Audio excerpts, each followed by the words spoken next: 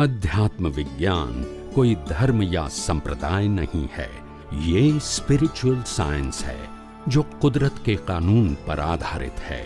ये विज्ञान पूरे ब्रह्मांड के सभी रहस्यों को उजागर करता है और जीवन के सभी पहलुओं को समझने के लिए एक नई दृष्टि देता है।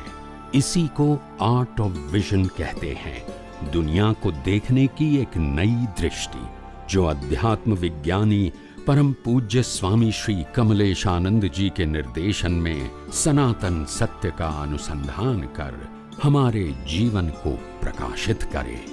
जय सच्चिदानंद।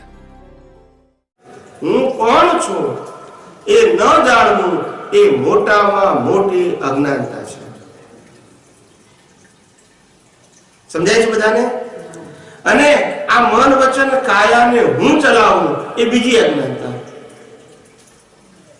भाई तू नहीं चलावतो, तारा कर्मो चलावे छे।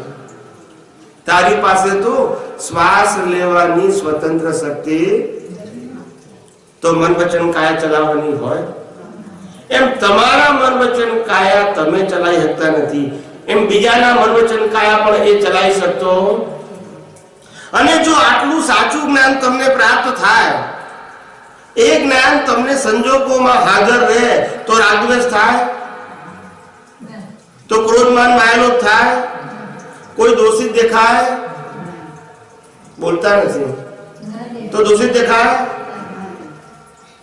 समझाय छे ने? साचा ज्ञाननी कमी छे। धर्म तो बहु करीए छे, ज्ञान साचुं नथी। अने जो साचुं ज्ञान मळे एनुं परिणाम आया वगर रहे नहीं।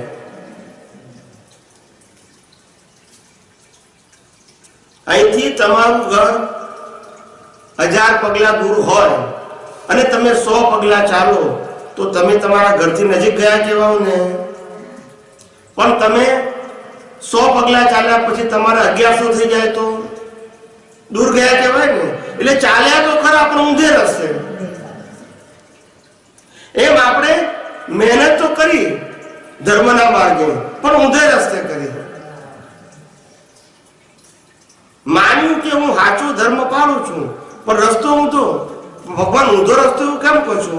तो भगवान के छे जो मारो धर्म समझीने कर्यो होत ने तो राग द्वेष ना था, तो क्रोध मान ना आलोक तमने ना था। समझाय छे? पण आ बधुं थाय छे, थाय नहीं, दिवसे दिवसे वधे छे। माटे तारो मार्ग शुं छे? खोटो छे। समझाय छे? मारी बात समझाय छे?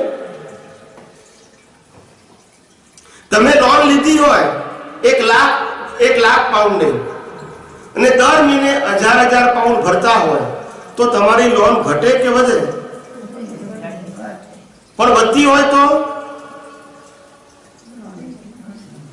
તમે તમારી લોન તમારા ખાતામાં ભરતા નથી। સમજાય છે? એટલે તમે પેમેન્ટ કરો છો પણ એ પેમેન્ટ નું ખાતું જુદું છે અને લોન નું ખાતું, એટલે લોન તો વધે છે કારણ કે ના ભરો એટલે પાછું વ્યાજનું વ્યાજ ઉમેરે કે નહીં, એટલે લોન વધે કે ઘટે? મારી વાત સમજાય છે? એવું જ સેમ જ્ઞાન અને અજ્ઞાનનું છે। અજ્ઞાનતાથી ધર્મ પાળીએ છે એટલે ભગવાન અને આપણી વચ્ચે અંતર ઘટવું જોઈએ, એની જગ્યા વધે છે।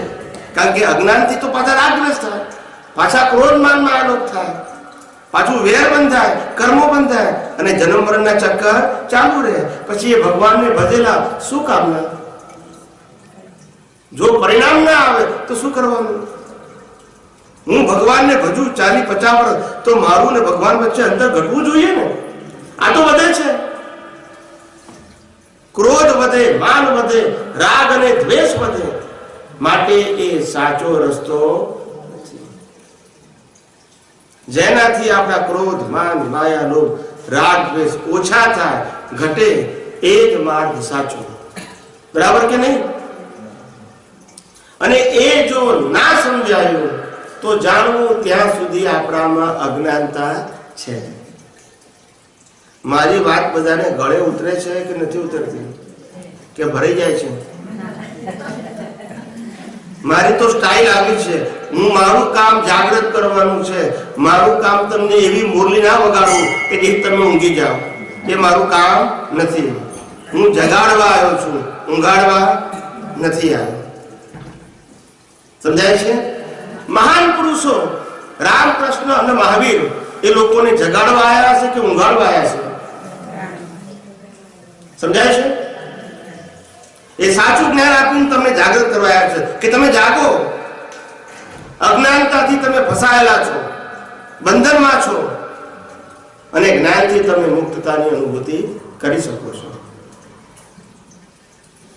ફક્ત જ્ઞાનની જરૂર છે. શેની જરૂર છે? સમજાય છે?